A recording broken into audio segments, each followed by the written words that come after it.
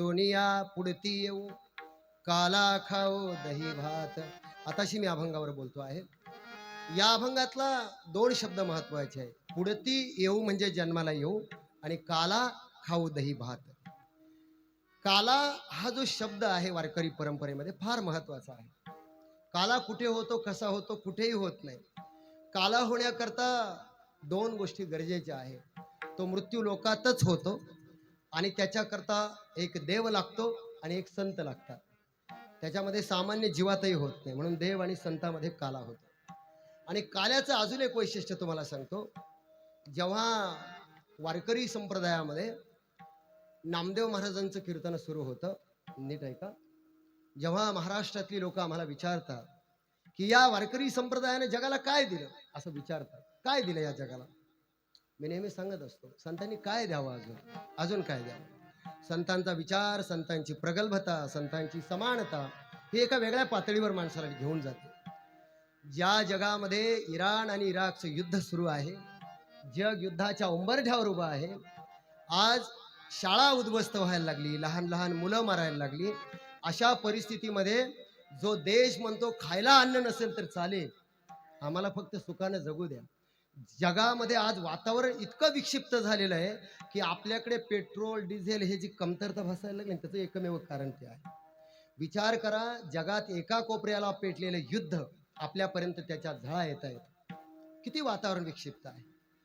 परंतु या सगळ्या जगाला सुद्धा ज्या नाथांच्या भूमीत आम्ही जन्माला आलो, ते नाथ महाराज शिकवतात शांतीनं जीवन कसं जगायचं. याच्यापेक्षा संप्रदायानं काय शिकवतं, शांतीनं कसं जगायचं. अंगावर थुंकणाऱ्या माणसाकडेही न बघणारे नाथ महाराज, आणि तुझी जिरवल्याशिवाय राहणार नाही असे म्हणणारे देश जेव्हा आम्ही पाहतो, हे कोणाची जिरत नाही, त्यांची जिरते आणि यांची जिरते, कोणीच शिल्लक राहत नाही, हे लक्षात येत नाही.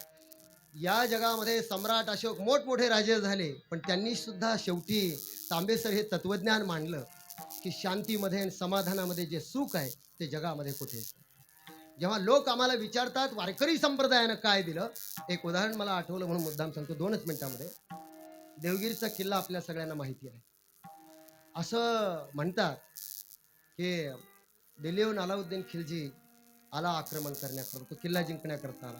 आजही तुम्ही जर तो किल्ला जाऊन कधी पाहिला तर तो किल्ला सहजासहजी युद्धानं, शक्तीनं, सामर्थ्यानं तुम्ही जिंकू शकत नाही. तो जर जिंकायचा असेल तर लबाडी करावी लागते, नाही तर कपट करावं लागतं, काहीतरी करावं लागतं, ते जमत नाही. एवढ्या लांबून आलेला माणूस राजा 6 महिन्याची रसद घेऊन आला की 6 महिन्यामध्ये आपण हा किल्ला जिंकू, मोठं सैन्य घेऊन आला. पण तिथं असे खिंडार आहेत की ते पूल उचलला, मध्ये धान्य घेऊन टाकायचं, पूल उचलायचा आणि खिंडार आहे, पलीकडे तुम्ही जाऊ शकत नाही. मग याने युद्ध केलं केलं केलं, दमला, सगळं सामग्री संपली, आता काय करायचं, परत निघाले. म्हणले आपल्याकडून हा किल्ला काही जिंकणं होत नाही. दिल्लीहून आलेला माणूस परत निघाला. परत निघाल्यानंतर तांबेसर गंमत अशी आहे, त्या किल्ल्याला वेढा मारून असा गोल चक्कर पडतो, तर मागे वळाला, आणि मागे वळाल्यानंतर एक मुक्काम त्याचा पाठीमागे पडला, आणि मागच्या बाजूने किल्ला व्यवस्थित दिसतो. त्या ठिकाणी वैशाख मे महिना होता, आणि पूर्ण किल्ल्यावर जागजागी असं अग्नी पेटवलेला होता. त्या राजाने असा विचार केला की दिवस तर उन्हाळ्याचे आहे, शेकोटी केली म्हणा, तू उन्हाळ्यात कोणी शेकोटी करणार नाही, मग ही काय भानगड आहे. कोण आहे कोण?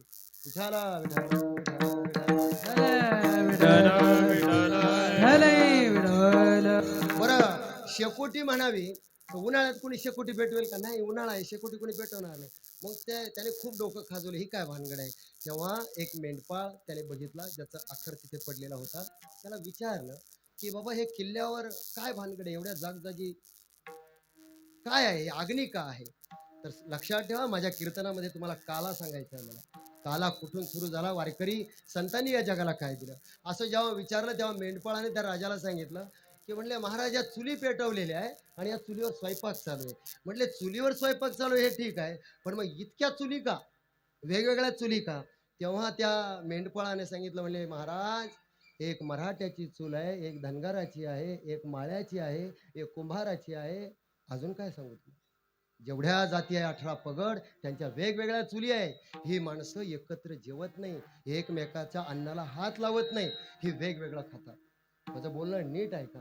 ही त्या शतकातली परिस्थिती आहे. मग त्या राजाने विचार केला, अरे जी माणसं एकत्र जेवू शकत नाही ती एकमेकाकरता जीव काय देतील आणि लढतील काय. पुन्हा परत आला आणि किल्ला जिंकला.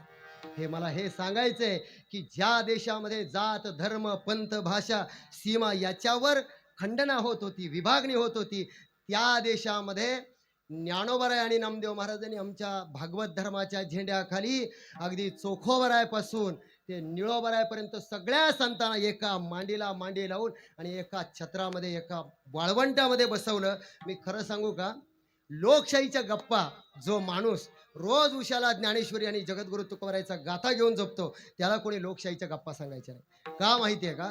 कारण जो रोज उशाला ज्ञानेश्वरी आणि जगद्गुरु तुकोबारायचा गाथा घेऊन झोपतो त्या माणसाला लोकशाही आमच्या संतांनी 1100 आणि 1200च्या शतकातच शिकवली. ती कोणी शिकवण्याची गरज नाही. विचार करा, एवढी समानता जगामध्ये तुम्हाला कुठे दिसणार नाही. यारे यारे लहान थोर याती भलती नारी नर न लगे विचार चिंता कवनासी. विठाला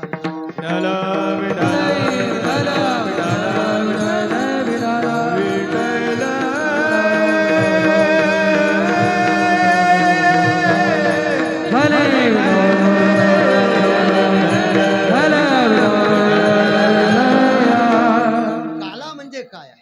काला म्हणजे काय? काला सांगायचं आहे मला. उपजोनिया पुढती येऊ काला खाव. काला काय आहे? नामदेव महाराजांचं कीर्तन सुरू होतं. बंडू महाराज, लंबे महाराज, नामदेव महाराजांचं कीर्तन सुरू होतं आणि ज्ञानोबरायने विचारलं.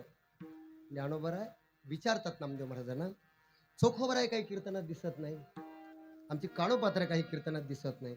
नामदेव महाराजांनी सांगितलं, काय सांगावं ज्ञानदेवा तुम्हाला, त्यांना मंदिरात यायची परवानगी नाही. हो, परवानगी नाही. काय सांगितलं? परवानगी नाही. मग ज्ञानोबराय म्हटले, न पाहे याती कुळाचा विचार. याती हा शब्द चोखोबराय करता वापरला आणि कुळाचा विचार हा शब्द आमच्या कानोपात्रा करता वापरला. आणि वापरला, नुसता वापरला नाही, जे मंदिरात होणारं कीर्तन होतं, जर मंदिरात त्यांना प्रवेश नसेल तर आम्हाला मंदिरातला देवही नको, वाळवंटात जाऊन कीर्तन केलं. ही श्रेष्ठता वारकरी संप्रदायाची. जिथं ते असतील तिथं कीर्तन, म्हणून वाळवंटात कीर्तन आहे, म्हणून वाळवंटात कीर्तन. काला शब्द खूप सोपा आहे. काला फार अवघडात घुसत नाही. काला म्हणजे काय?